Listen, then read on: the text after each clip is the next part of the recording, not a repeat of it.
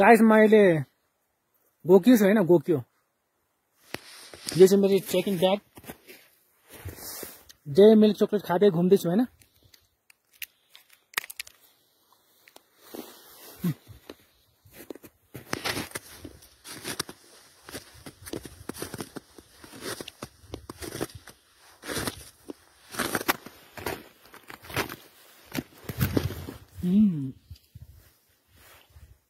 यस्तो खालको आइस एकदम चिप्लिन्छ कि एकदम चिप्लिन्छ, एकदम फिस्लिन्छ कि यो एकदम चिप्लिन्छ यस्तो खालको आइस।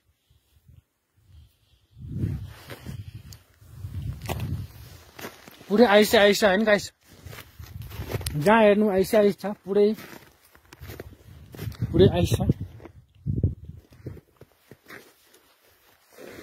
यतापट्टि माउन्ट एभरेस्ट छ।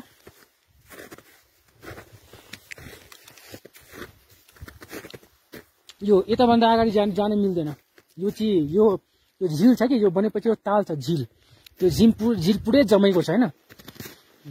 यसमा खुट्टा दिएपछि यो भित्र जान सक्छ मान्छे कि।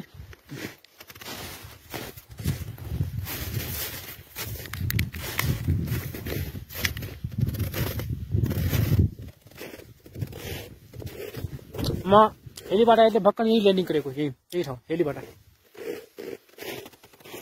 भर्खर।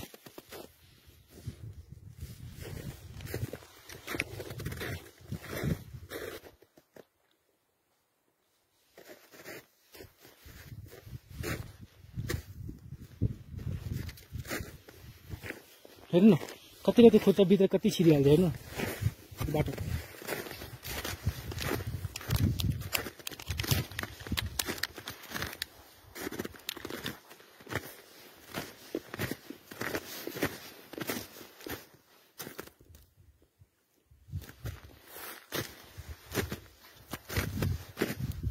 ठाउँ चाहिँ भनेपछि एकदम खतरा छ हैन, यो डेन्जर ठाउँ हेर्न सक्नुहुन्छ। तर एउटा कुरा चाहिँ यहाँ चाहिँ कि यहाँ अलिकति पोल्युसन हुँदैन कि।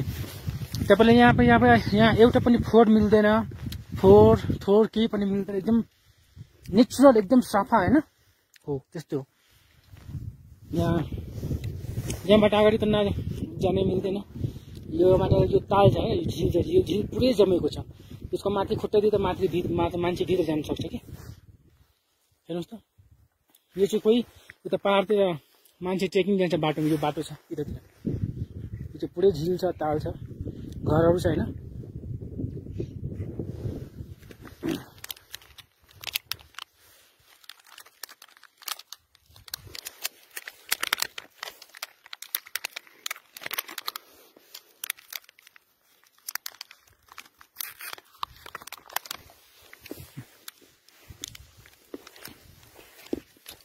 चिसो त अति छ गाइस, चिसो त अति चिसो छ।